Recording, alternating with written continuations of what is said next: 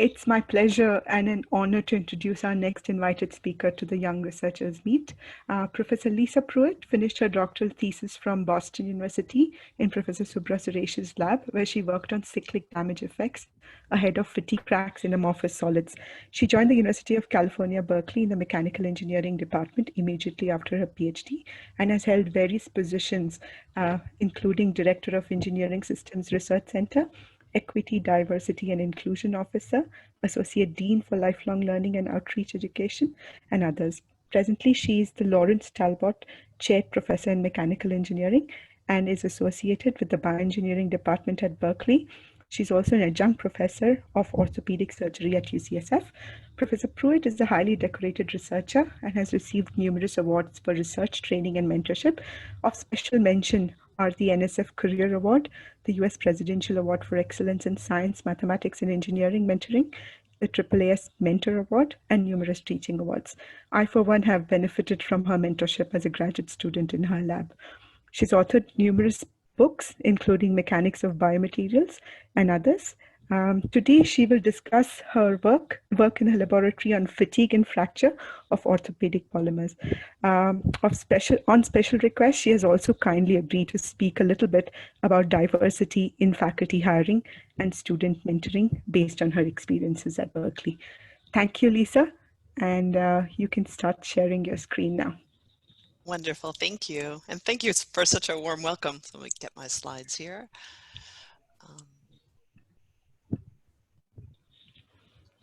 Okay.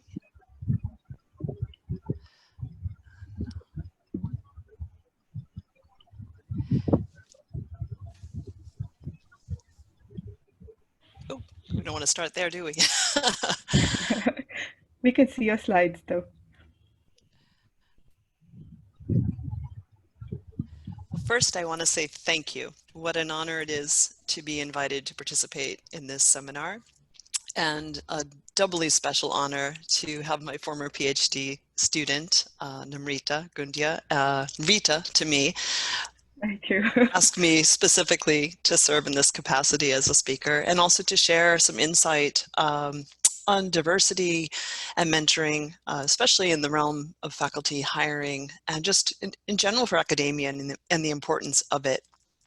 So I thought I'd start with a broad overview of what we do in our lab. Namrita worked with me on some aspects of this because she was working on some bone cement fracture issues at the start of her graduate career, and then evolved, of course, as you all know, into a tissue mechanics expert. So we shifted gears a bit.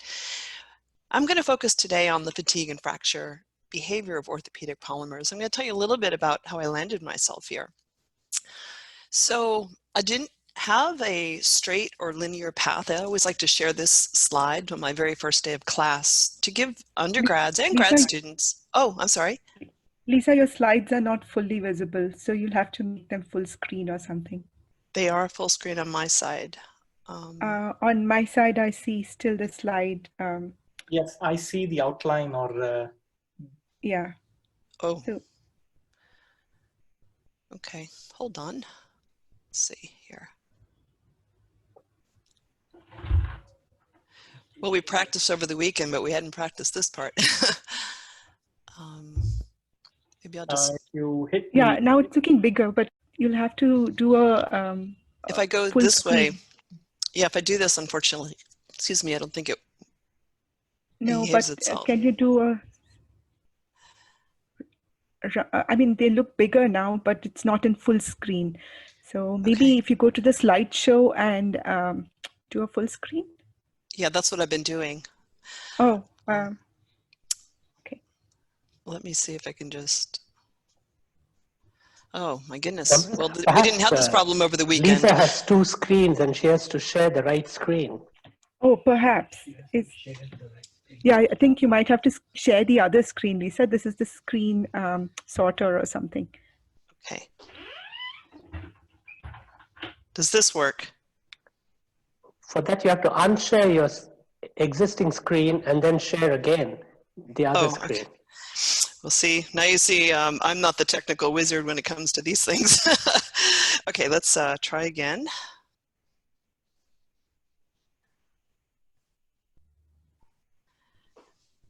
Is that full Yeah, there screen? we go. Perfect. Okay. Yes. I'm All going right. to, okay, hold on a second here. I'm gonna just shuffle. I just moved my monitor off the big one. Okay, that was the problem, I guess. Okay, so everyone can see now. Yes, we can. Great. Okay, so part of my narrative was, how did I get here? And I think for young people, this becomes important. I don't think as faculty, we always envision from a very young age that, oh yes, I'm going to grow up and become a professor. Some do, but most don't. For me, growing up, certainly as a young person, the big draw was medicine. And I really thought I wanted to go to med school.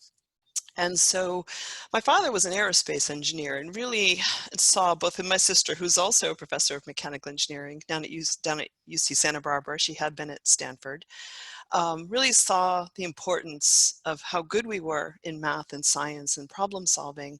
And at that juncture of time, there really weren't many women.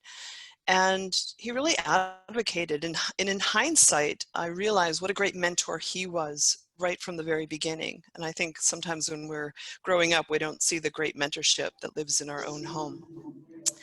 So I wanted to pursue a pre-med education, and he really encouraged me to think about an engineering pathway that could then lend itself to med school. And so we settled on this first engineering degree, which was chemical and ocean engineering at the University of Rhode Island. And then I got to my second year of school and I stumbled across a metallurgy class that was one of our requirements and became completely enamored with metallurgy and materials science and structure property relationships. And I must say it was that singular professor, his name was Tom Rocket. He spoke in a storytelling parlance. He really drew me in to the love of material science. And from there, the rest is history, so to speak. I took every graduate course I could get my hands on as an undergraduate. And I ended up with so many of these courses completed that the dean actually gave me the very first undergraduate degree in materials engineering from the University of Rhode Island. So that was quite an honor at that time. From there, I knew I wanted to study engineering materials. And in particular, I was interested in how mechanical behavior came about and understanding and predicting fracture. And part of that was one of my undergraduate research projects ended up at the Army Research Labs, and I worked in the corrosion science division, again, still in metals. And so most of my undergraduate training in terms of research was actually in the materials side of mechanical behavior of alloys. But when I came to Brown, I stumbled across a very well-known professor, Professor Subra Suresh, and I went in to speak with him. And he said, I have this great project on polymers and polymer composites. And I think this undergraduate degree that you have in chemical engineering might serve you. And so I found myself working in polymers really for the very first time as a graduate student. And I think when you're a graduate student or even an undergrad, it's always interesting because sometimes we're in these courses and we don't necessarily see the importance of them. And then later in life, they end up being pivotal to something we want to solve as engineers or academics. And so in hindsight, a lot of that chemistry and organic chemistry that I thought would serve me in med school ended up serving me in engineering. And I spent my master's looking at fatigue behavior of composites, polymeric composites for the Office of Naval Research. And then my PhD blossomed out into mechanical behavior of polymers, which still doesn't land you into how did I get myself into medical materials. I know a number of you are young and thinking about academics. For us in the US, often that means an oral exam. That's what kind of moves us into the realm of completing a PhD. And once you're through that, you don't have to take courses anymore, at least in most of the institutions in the States. But I kept taking courses. And I took a course in the med school on biomaterials, and I got completely drawn in yet again into that realm, and that love of medicine got rekindled. And I brought this back to Subra, and we ended up with a collaboration with the Hospital for Special Surgery, a very well-known hospital in the United States, in New York City, that essentially runs the full design circuit in orthopedics, from concept, engineering, design, implementation, and retrieval. And so I had the great honor to collaborate with that group. And within that, I really found this love of understanding mechanical behavior of polymers, but in the realm of, and you'll see below, medical device design and failure analysis. And I started bringing that, when I came to Berkeley, bringing that into not only the development of a research laboratory, but into my classrooms. And my passions, you know, if we keep toggling down here, are not just the research side, but so much of education and academia is the great passions that you're going to come across in the classroom.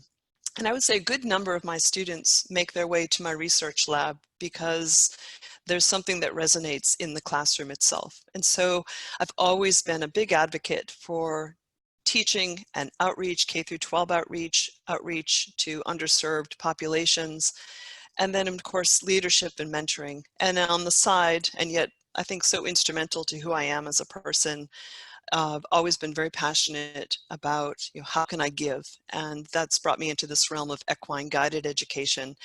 And that's not completely bisected or dissected away from engineering. I've done a lot of coaching for PhD students, undergraduates, and even other staff and faculty to try to align themselves so they can better serve in the academic institution. So it kind of gives you a segue into how I got here and a bit of who I am as a person. And then we'll see if we can advance this. Here we go. So a little bit about total joint replacements. Total joint replacements become, I think, fascinating to a lot of people because so many people are afflicted by osteoarthritis. And so if we look just in the US, we have nearly 1 million total joint replacements performed annually. And of these, about 12% are going to require a revision. And that revision is not just in the first decade, it can often be in the first 5 years. And so the economic impact as well as the implications for patients become huge. So anything that we can do to extend the longevity of that device is important. It's important for society, it's important for people afflicted with osteoarthritis, and it's also important just in terms of medical costs for the country and for the world. So one of the greatest challenges in orthopedics is that we're going to stick an implant in the body and we're going to ask it to articulate. We're going to ask it to interface with bone. So we're trying to do a lot of things at the very same time. So a hip replacement, you're trying to work with a femoral stem to get modulus match to the bone. At the articular surface, you're trying to figure out what's your best bearing couple so that you can, in fact, have good articulation. Number one criteria, biocompatibility. Right behind that is patient mobility and obviously minimization or elimination of pain for that person. I work on actually 3 primary domains within orthopedics as well as the realm of spine. But in the shoulder, the hip, and the knee, we could have the same material couplings, and typically that's an ultra high molecular weight polyethylene. That's the white material that we see in these implants. And that generally articulates against a very high wear resistant substrate. And that can be a cobalt chrome alloy with a very fine surface finish. It can be a ceramic. And we work at what are the structural demands that are going to be placed on this polymer, and what are the challenges as engineers that we're going to face. So there's the kinematics of the joint itself, which actually are challenging for us. So even if we think about a hip, which is probably the simplest joint, it's highly conforming, ball and socket, fully constrained, rotational motion. It doesn't mean we can't get impingement. It doesn't mean we can't get edge loading. And in fact, as we've moved to a younger, more active population, that in fact has been a challenge, because you can end up with realms for which you end up loading over here on the edge of the polymer, and the polymer can't sustain those loads. When we get over to the shoulder, and if everyone's at home sitting here in Zoom, you can kind of think about even just getting up and stretching for a moment and think about the different joints. So the hip, if you just stand, if you are able, you kind of think about how your hip actually moves, but your shoulder, a huge range of motion in a healthy shoulder, but also if you think about just the act of picking up something in front of you, huge lever arm. So you pick up a lot of biomechanical loading, and you pick it up sometimes in a place where the muscles can't support an unstable joint. And then you move down to the knee, where now you've got a different realm of mode of loading. So now we're non-conforming in the joint. And now even if you just think about if you were to swing your lower leg at the knee joint, you would see that it swings back and forth. And you might be thinking, well, that's a hinge joint. But in reality, it's got rolling and sliding. So there's actually some translational motion. Shoulder ends up being kind of a mishmash of all these modes. And so the complexities kind of build from the hip through the knee to the shoulder. And then when we get to the spine, of course, we have many planes of motion, and it gets far more complicated in terms of interfacing in the body. And so we're always mindful of whatever materials, mechanical problems we're trying to solve as a material scientist or as a materials engineer, we can't remove ourselves from the biomechanical challenges and obviously the needs of locomotion in the body. So some of our greatest challenges are in fact materials challenges. If you think about putting a ceramic against a polymer and articulating it perfectly, if in fact you could keep that well lubricated, you might in fact be able to replicate a healthy cartilage on cartilage joint space. The challenges in orthopedics are not just the biomechanics, but also some coupling of what are the local stresses that build, what are the ways in which either some aspect of the loading, some aspect of surface roughness, or some aspect of lubrication can become problematic. And so if we don't have full lubrication, we may in fact not be able to shield those loads as well as we could in a healthy joint. And that often manifests itself through the softer material. So we get adhesive and abrasive wear. And so the polyethylene has been long touted not only as the gold standard for polymers in this application, but also the weak link, because we end up with this very fine particulate debris. And this particulate debris is generally submicron in distribution in terms of its peak. And that becomes problematic because in the body, those little particles, if they become of the size for which a macrophage can ingest, then we have this inadvertent complication of triggering an inflammatory response. And that means we start to call in the cell lines, the immune cells that start to get called in. And when we get the macrophages frustrated because they can't digest that polyethylene debris, we set off a cellular cascade. And that can result, and you'll see the two arrows there that say bone loss. We can get bone loss in the body through a few mechanisms. One is that we don't match the modulus very well, say from a stem into the bone. But a bigger challenge is the particular debris or very subscale, micron scale debris that can elicit this response. And then we get an imbalance between osteoblasts and osteoclasts, and we can get these cysts that exist. And not just adjacent to the implant, but we can also find them up in the pelvis. And so what we often have is what we call a mechanically induced biological failure. So the final mode of failure often gets written down as loosening or pain to the patient, but we do a lot of failure analysis in our group. And one of the things we're looking for is, did the device in fact stay functioning? Or did it in fact succumb to some type of material failure mode? And so obviously my research is in the realm of fatigue and fracture. We tend to get called in on devices for which the outcome is that the polymer failed in some mode of either up top we see the delaminated material, which is essentially an abrasive or adhesive wear mechanism that starts to build into a delamination process. And so that crack or defect that starts at the surface starts to run underneath, and those layers get peeled off. And then that can manifest through other complications with oxidation and stresses in the body that can cause essentially a gross fracture or failure of the component. A lot of the work in my research over the decades has focused on this very material that I said is both the gold standard and also the weak link. So this ultra high molecular weight polyethylene, often just given by its shorthand notation of polyethylene in the orthopedics world, is a semi-crystalline polymer.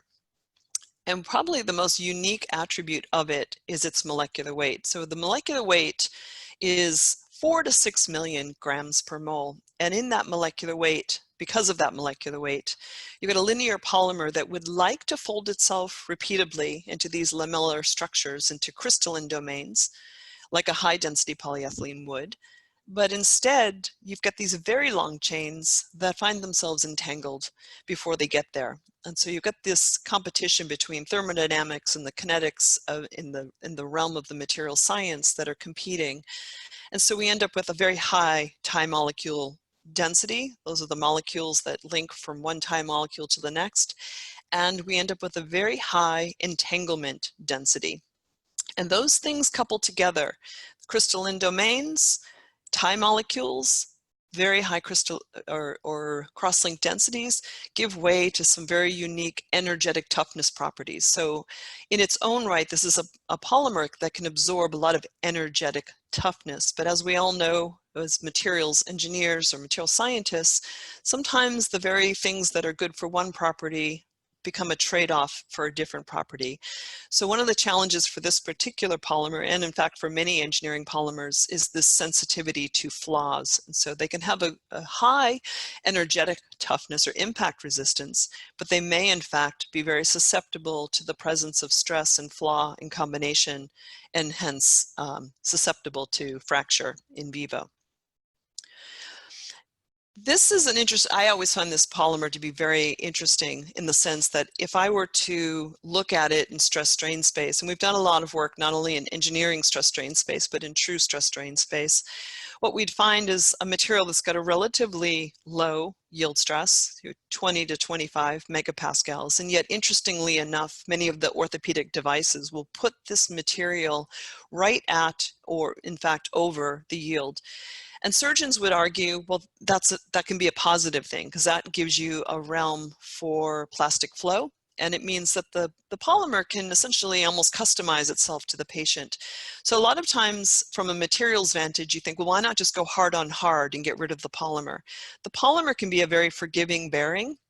That yield point can, in fact, where we see the upper arrow, that yield point can be this element of having the polymer actually do a little bit of deformation under the counterbearing, under the head of the hip, or under the condyles in the knee, or the counterbearing in the shoulder. And so a little bit of flow or cold flow can be useful. And then if you look at this stress strain curve, you would think, well, it also gives you an immense amount of deformation and some strain hardening before you get to failure. So a material that has 450 to 500% strain to failure seems to beckon to be a very tough system. And yet things look very different when we look in a fracture mechanics space. So this is a material that has energetic ability to give you plasticity and deformation, large amounts of uniaxial tensile deformation, and yet in a constrained space in the body, in the presence of a flaw, it can actually become a very different behavior. So this material that I'm talking about today is not a newcomer to the world of orthopedics. And I thought, just because of the broad background in the conference, I'd give a little bit of perspective of how it made its way into the orthopedic realm. If I look back into the first successful designs, they were of Charnley, the surgeon here on the left, on the bottom. He came up with a frictionless bearing, and I think rightfully so. The idea at that time, a lot of the stems were stainless steel. Obviously they've evolved to cobalt chrome, and then yet again we've moved to titanium as the stem and things like a cobalt chrome or zirconia as the head. But the counterbearing in the original designs was actually a fluoropolymer, like a Teflon-like system, but it didn't wear very well. And so the failures showed up very early, the particulate debris and the inflammatory response. And so one of the things that happened was that there was a shift from the polyethylene that was from the the fluoropolymer that was wearing so poorly so quickly to this ultra high molecular weight polyethylene. So we see it in 1962, and it actually comes into the lab in a strange way. The story goes that there's a salesperson that comes and introduces this bearing material into that laboratory. They try it, and it becomes a successful bearing system in terms of the preliminary data. And so it's introduced. And at that juncture of time, the way that we sterilized our polymers in the medical device industry was predominantly followed off the food industry in the United States, and that was to use a radiation modality. So gamma radiation became the sterilization tool. Unfortunately, for those of you who are polymer people, you can imagine that gamma radiation could then leave behind free radicals, and then in the presence of oxygen, that in fact could be a bad combination, leading to oxidation uptake and also leading to an oxidation embrittlement. And we start to see that show up in terms of delamination, fractures that occur, and this link to an oxidation embrittlement problem. And so engineers come up with a solution. So if we toggle up to the top, we say, well, let's look at carbon fiber reinforced polyethylene. And I think rightfully so in the sense of, well, what if we made it stronger? And so like a lot of our designs, we think about adding fibers as a strengthening mechanism. But when we put it back in a bearing system,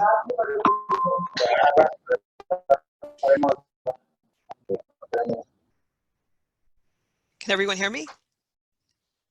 Okay. Sorry, that was some crosstalk. The speaker Okay. is muted. Sorry. Okay, thank you. So what happens is we introduce this carbon fiber composite. And the challenge, of course, is like a lot of the early designs in orthopedics and in biomaterials in general, we don't necessarily know how something's going to do in the body until we see it in the body. And so here's an example of something that did well in the laboratory that in fact did not do well yet again in the body itself. And so now we've got two on the top. We've got a fluoropolymer and we have this carbon fiber reinforced polyethylene. And so these are two ideas that in fact did not do well in the body. And then we toggle down over here to this idea, well, what if we increase crystallinity? Crystallinity is a strengthening mechanism for polymers. That might be a good idea. And again, a lot of effort into trying to look at the phase diagram and what can we do with this polymer to improve its strength. And so there was this recrystallized form of the polymer that ended up with a trade name of Hylamer. Good concept, and yet because of the gamma radiation and because of these extensive chain morphologies, it ended up being more susceptible to oxidation embrittlement. So clinically, it didn't do nearly as well as people had predicted. And then we move into this realm of early 90s of finding that while radiation can have a negative consequence in terms of oxidation, if we can control the environment, we can in fact cross-link it in a way that gives us wear resistance. And so again, we see this very simple polymer continually evolving through space. And even as I bring us up to 2020, we're still looking up to this ultra high molecular weight polyethylene with different levels of cross-linking and now different modalities of heat treatment and different types of antioxidants that can give us better mechanical function in the body. So we're looking at in our laboratory then, like all these trade-offs: fatigue, wear, oxidation. We would ideally like all three, and yet oftentimes we find we can get two, but we can't get three at the same time. And so we're constantly trying to tweak our microstructures to see, for a given joint space, can we in fact try to find some sweet spots where this material will perform well for us. When we start introducing this highly cross-linked modality of ultra high molecular weight polyethylene, we also introduced some other unexpected outcomes, and yet probably predictable from fracture mechanics. So if you think about materials that are inherently wear resistant, even the ceramic, what we get is a material that's abrasive resistant or resistant to some type of contact stress. And yet we also know that that very same material, while it's hard and resistant in a wear space, is in fact susceptible to fracture. So we know ceramics have low fracture toughness in general. We know that they're susceptible to fractures coupled with stresses, and particularly tensile stresses. But again, thinking back to that first stress strain plot of this polymer, I think a lot of people thought this is a material that's very forgiving. And at that junction of time, we had done a lot of work in our lab already to say that cross-linking, while it's very good for wear resistance, is going to pay a penalty in the realm of fatigue and fracture. So the first introduction actually went to the hip with the understanding that, well, in a hip, and again, thinking back to your own hip and thinking back to a healthy hip, highly conforming, low contact stress. So a lot of surface area contact, low contact stresses, conforming ball and socket joint. Let's put that cross-linked polymer there, and let's try to mitigate the osteolysis problem. And that works well as long as we keep everything conforming and we keep good articulation and we satisfy that criteria. However, if we add design elements, such as the locking mechanism, so that top black arrow showing you this little micro notch, that's part of a locking mechanism. Those little stress risers, if they pick up an edge load or an impingement load that sets up a tensile stress, you now have the coupling of a flaw and a stress. And for those of us who are always studying these combinations of things, that can be a recipe for fracture. So had we not had so many stress risers and impingements, we might have in fact said, yes, absolutely, we've solved the osteolysis problem. But what we found is that in a certain cohort of designs, and this became, if I look at the Furmansky paper, that's our paper, where we did a series study and we looked at a whole number of orthopedic devices and implants. And at that juncture of time, the cross-linking went in with the presumption that we would solve the wear problem. Historically, we hadn't really had a fatigue or fracture problem in the hip, but now the locking mechanism becomes a weak point. So now the design aspect circles back. Each of these different combinations that were put forth by different orthopedic companies all had this susceptibility when triggered with either an overload, an impingement, or an edge loading case that gave rise to tensile stresses. And we'll see a bit of this later. And this, of course, is predictable if we look back at the fatigue and the fracture data. So our recommendation at that point to the orthopedics community was to really be mindful about our designs, that this is a material that's going to be very sensitive to flaws and very sensitive to what types of stress risers exist in that material. And what's interesting is all of these fractures that occurred, they didn't happen at the 20-year mark. So here's a material that for long-standing history had a 90% survivorship, moving towards the 2-decade mark. A lot of these fractures were happening, in our case series, they spanned anything from a few months to 5 years. So we really had shortened the window in terms of when these fractures occurred.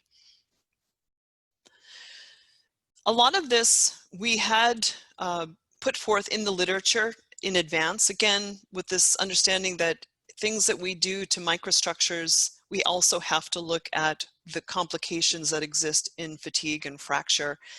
And we had done a lot of work early in the lab to look at what would be the trade-offs when we look at these cross-linking issues. But we were also just studying all the parameters that go in for our polymers.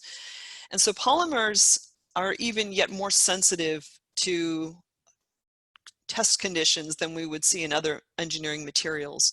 We not only have to worry about the obvious, the stress ratios, the frequencies, we have to worry about the viscoelastic effects.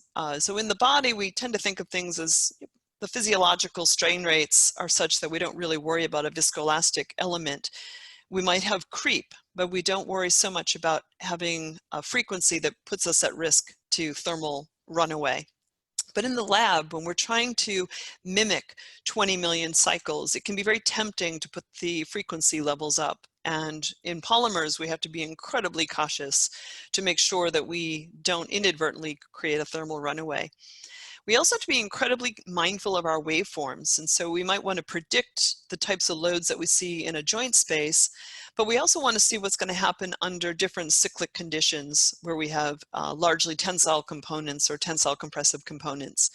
And the time space for which a polymer feels that peak load can again be hugely challenging. And that was another one of my doctoral students' studies, was to look at that very issue, because at peak load, if you hold it a long period of time, you can then call in not just a fatigue challenge, but also a creep fracture aspect of the problem.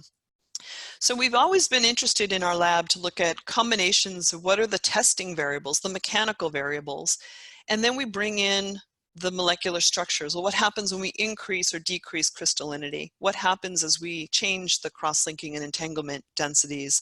And can we in fact look at some aspects of shifts in molecular weight? And then of course in the body, we're not going to be running these systems dry. So they're going to be at 37C. They're going to be in either something that's like a serum situation, or they might have a low pH if there's an inflammatory response. And then if there's a presence of oxygen and we have free radicals, we can in fact find ourselves with an oxidation embrittlement. So a lot of factors to look at in our testing of these materials. So as simple as the polymer is in its microstructure, we have found ourselves over the decades always having something interesting to look at. One of the things that we'll see down here, we'll see it again. So here's our control. Here's our ultra high molecular weight polyethylene. And then we move over on the left here. These are treatments to the polymer for which we are radiating it purposely to control higher degrees of cross-linking. So as the arrow's moving to the left, these are formulations of this polymer that in fact are showing improved wear resistance. So essentially the wear resistance is improving as the fatigue crack propagation behavior is decreasing. So we've got this duality of challenge. And one of the things that we see, if I blow this up a bit, so we started with something that doesn't have, if we look at the delta K thresholds, if you will, or inception points, these are sitting right on top of ceramics. These are small delta K thresholds. So again, very susceptible to flaw stress combinations in a tensile space. And so here's our control material, and now we try to improve it. So the wear resistance that we're trying to improve is actually shifting us over to the point where it's almost like we're in the realm of glass. And one of the things that we noticed as we looked at microstructures, if we went from control, where we still had some plastic deformation and some tearing, we could still find evidence of that, but the scale features started to drop in size scale. So that cross-linking and that propensity to leave behind unpaired free electrons, the combination of those two led us to a polymer that essentially gave up a lot of its plasticity and its overall fatigue and fracture resistance. So we've played a lot with microstructures. We've looked at, well, what can we do in terms of remelting? What can we do with antioxidant space? What can we do with controlling the actual architecture? So again, a lot of material science or polymeric science and a lot of great collaborations in this work over the decades. And what we would find is that if we could make the polymer lamellae structures large, so again, going back to that idea of that Hylamer type material, we could in fact move that plot to the right. So we could actually move from a control and actually keep shifting the curve over to the right by purposely controlling the lamellar size to be larger. And then we see as we move into these remelted, cross-linked, moderately cross-linked, so here we start to shift that whole fatigue DADN delta K curve over again to the left. So it's taking less stress for a given defect to actually get that crack propagating. And then again, while we move over to these materials that offer very good wear resistance and also this heat treatment that also gives us better oxidation resistance, also has so much cross-linking in it that we give up the plasticity. So again, here we've got a material behavior that's moving us to an embrittling process. So it takes a lot less delta K to get that crack moving. And while the crack velocities remain relatively steady as a material property, what we see is that the Kmax for which the fracture process happens and the amount of delta K to get the crack moving gets compromised greatly by trying to improve the improve the wear resistance and oxidation resistance. The material, as I said earlier, is also highly sensitive to peak loads and load forms. And so one of the things that we looked at in those case studies is what would happen if we went from a sinusoidal wave to a square wave. And it turns out the polymer really doesn't like that square wave. Holding it for long blocks of time at a peak tensile load really embrittled the polymer. And what we found in trying to purposely tailor the stress ratio in this work was that, in fact, the polymer behaved very much like a ceramic, that the peak load, if we could start to normalize things by the peak load in the time domain, we actually had a great sensitivity to Kmax. And so really it wasn't a Paris regime behavior at all. We started to see that the Kmax influence was quite great. So if you look at the work of Professor Ritchie and the metals and ceramics communities over the decades, you've seen this work in terms of intrinsic and extrinsic micromechanisms and sensitivities to things that go on ahead of or behind the crack tip. What we found is that for this polymer, very sensitive to the peak load, more so than the delta. And so that's a ceramic-like or brittle solid behavior. And again, that's from a vantage of a very tough ductile polymer in a uniaxial tensile space. That's an interesting outcome when we see it in our designs and we see it in the combination of flaw, stress, and peak loads. So we have also looked at different designs. Different designs carry different notch root radii. So we've looked at the combinations of what can we do in design space with features in terms of a locking mechanism, notch root radii, and how will that show up in terms of the overall fatigue and fracture resistance.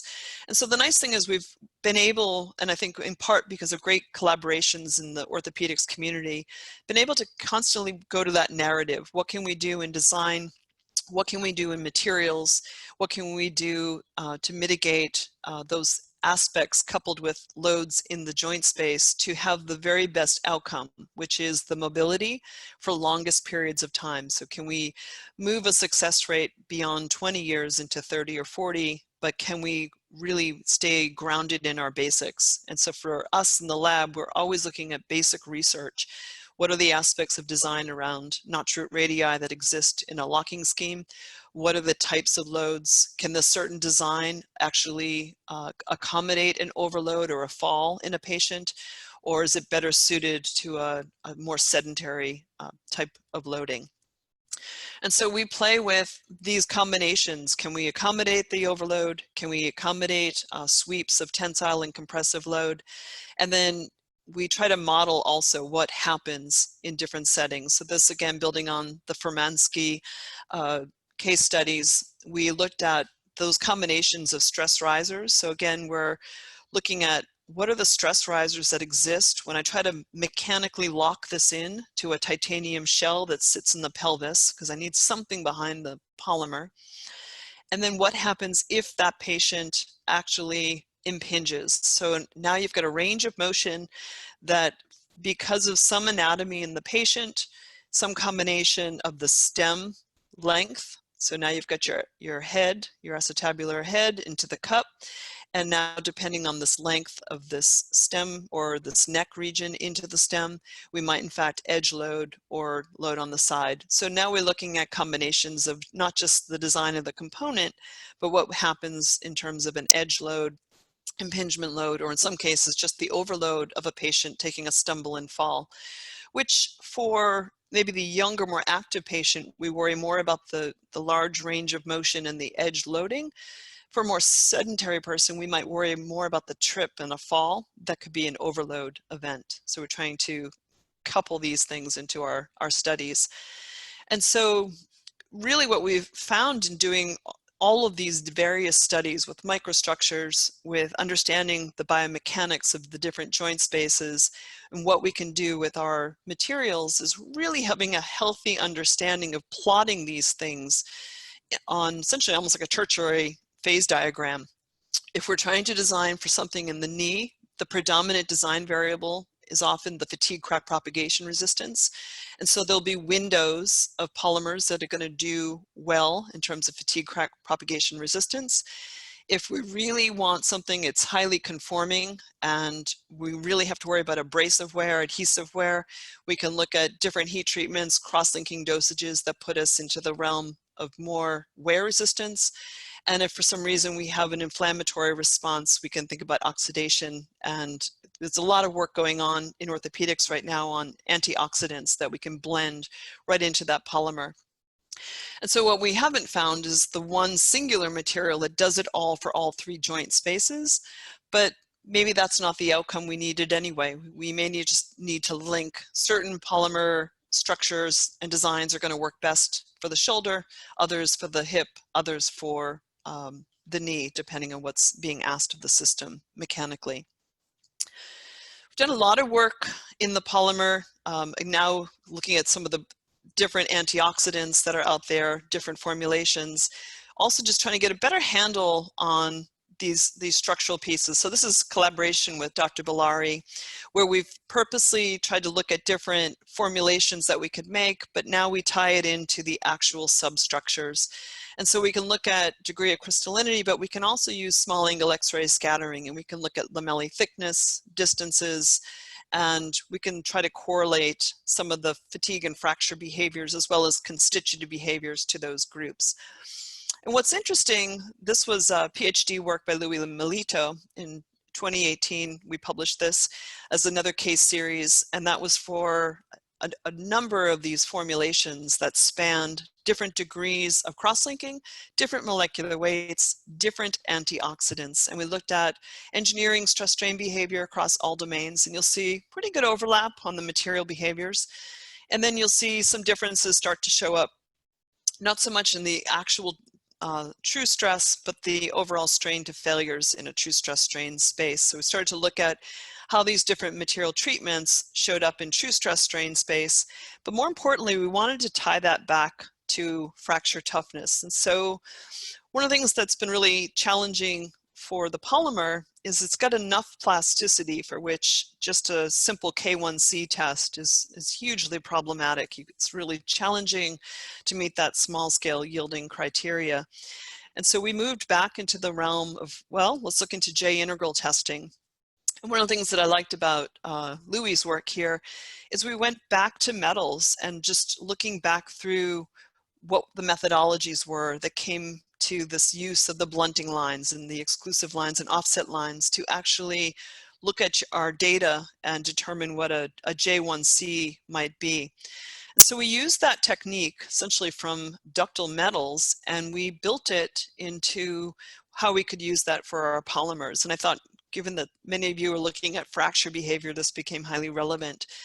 And what we found, because if we look at the theory of flow, that's been the average flow stress for a metal, and then we look at, sorry about that, we look at what happens when we try to average over the ultimate tensile strength, we saw that for the polymeric materials, depending on which particular properties we used, we could in fact find very different behaviors. So looking at engineering stress versus the true stress really started to show itself here. So you need the true constitutive stress strain behavior, so we can use that in our calculations. And with that, we were able to calculate essentially a fracture, an energetic fracture toughness based on the J integral.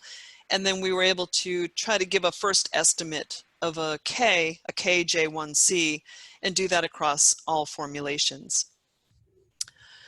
And so what we found is that the true flow stress for this polymer is much better predictor in terms of the overall fracture behavior. So we're able to tie the true flow stress into that J1C behavior, so we could plot that over different material formulations, and then we could also come up with an estimate of KJ1C, and we could tie that to essentially the peak of fatigue load, so we could actually try to mimic that back to when that crack would become unstable under cyclic conditions.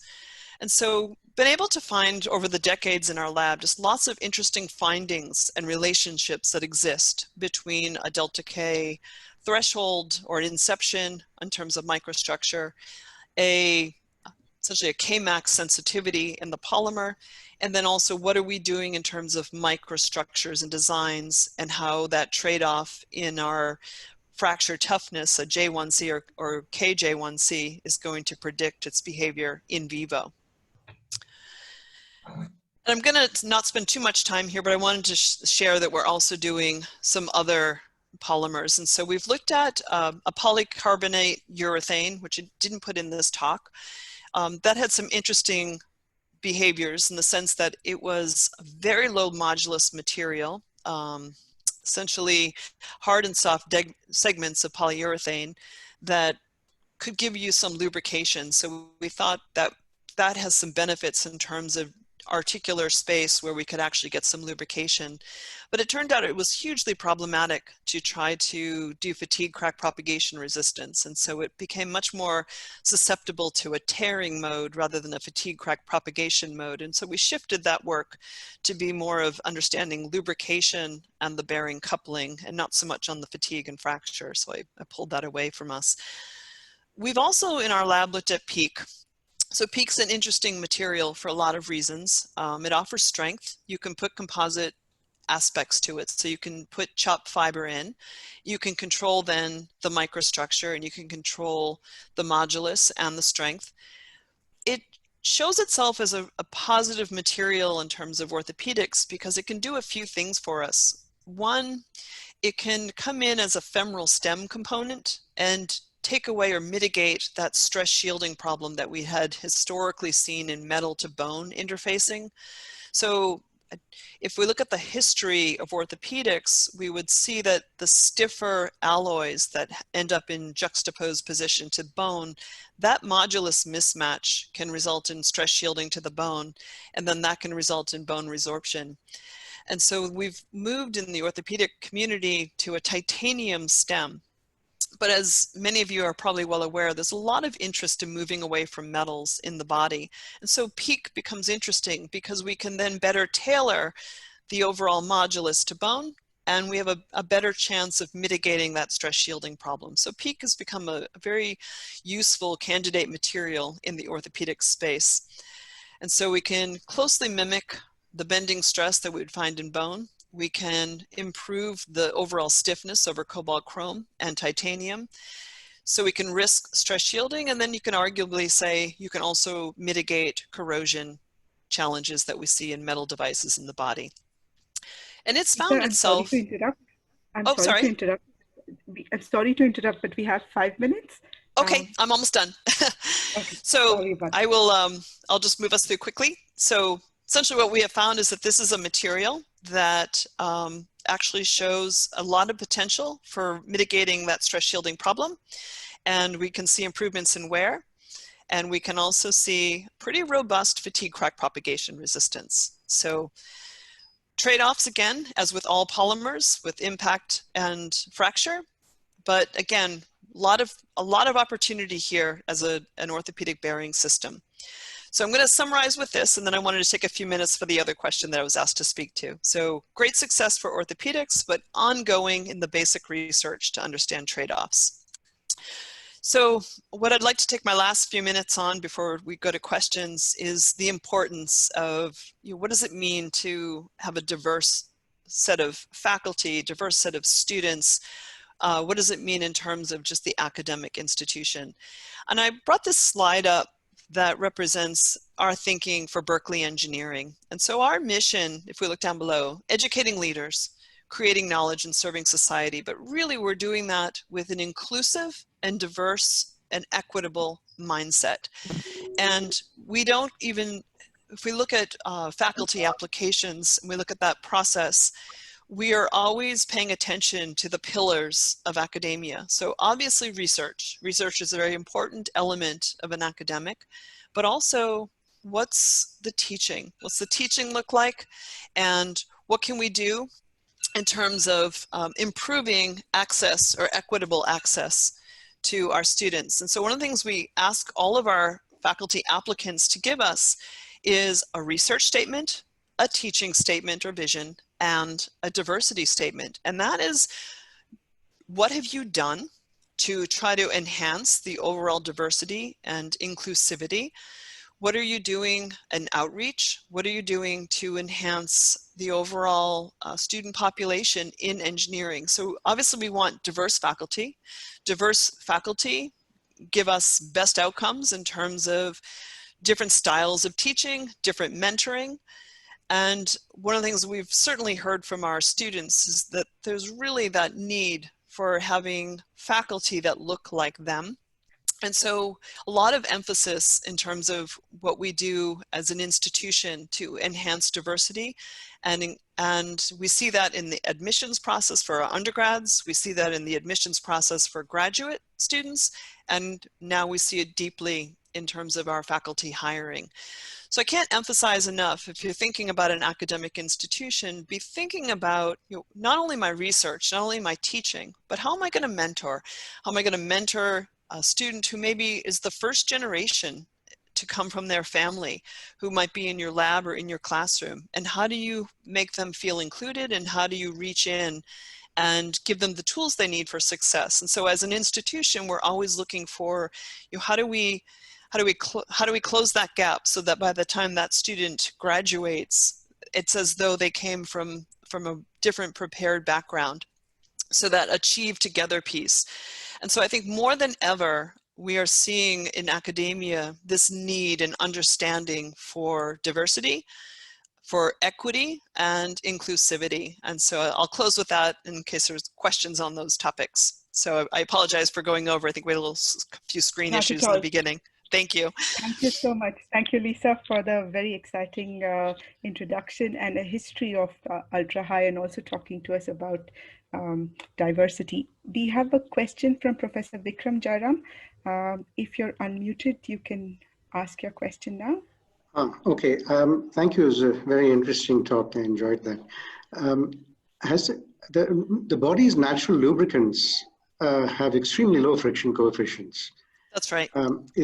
Has there been any attempt to create porous surfaces which have similar molecules impregnated in them in order to be able to extend this idea to implants?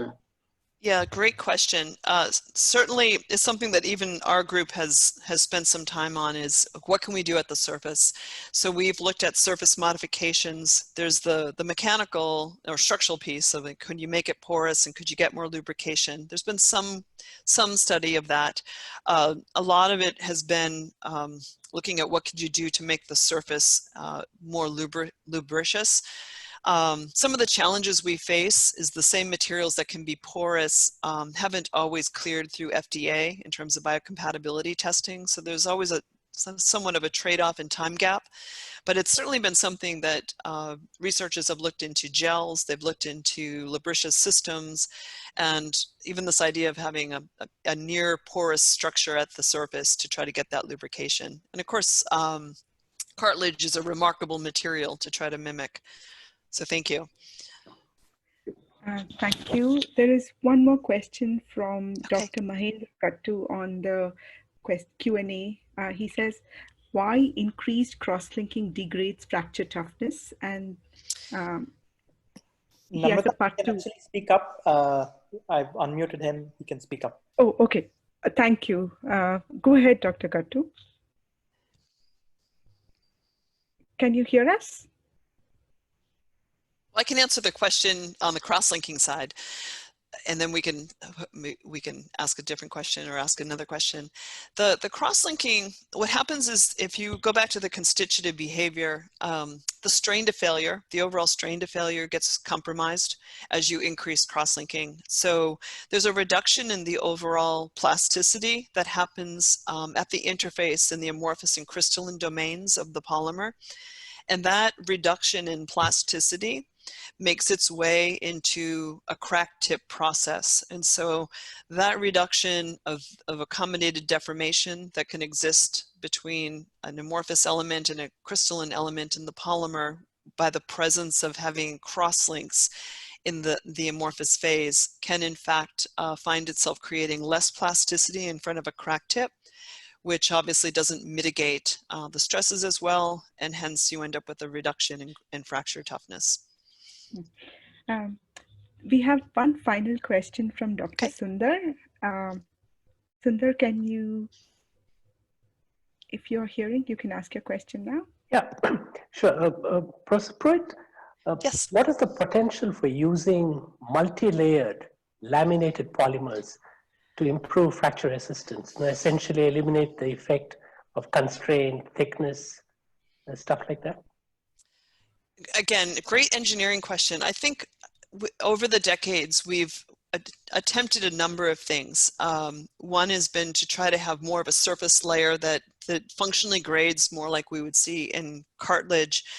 The challenge is, and maybe this will come about as we get a little more accomplished in 3D printing, but the problem has always been the subsurface stresses in the contact space end up being the peak stresses in a lot of cases. And so there's always been this concern that clinically we would see that as a delamination failure. The challenge that really I think limits some of the novel realms of pursuit are that things can look really well in the lab. And that's why I showed that first timeline. Things can look terrific in the lab, just like a good concept with the right ideas. And then you look at the appropriate tests in the lab and it says, yes, we've in fact improved fatigue crack propagation or some other aspect. And then it finds itself in the body. And then some mode of loading or some other modality kicks in that we hadn't foreseen. And so what I will say is that orthopedics, like many biomaterials applications for which they are critical domains of the medical device industry, it's a very risk adverse group, right? So we don't want to put anything in the body that can't benefit greater than the 90% success rate at 2 decades. And so it's hard as a researcher in the lab to convince a device company or surgeon that you have a solution that's actually going to be better than a 2-decade mark with 90% survivorship. So I think conceptually we can move, I think there's going to be a lot of interest moving forward with these 3D printed systems, and then you could get into customized materials. I think as we know more and we can better mitigate any defects that might exist or interface boundary problems, that may be the way of the future. If we haven't solved the tissue engineering side of things at that point. So thank you. No, great question. Well, thank you very much, Professor Pruitt. Thank you I see so many much. more questions, but I think we have run out of time, unfortunately. So I would suggest the other people could write directly to Professor Pruitt. So on behalf of the Department of Mechanical Engineering, thank you so much for joining us, especially this early in the morning. Thank you so much.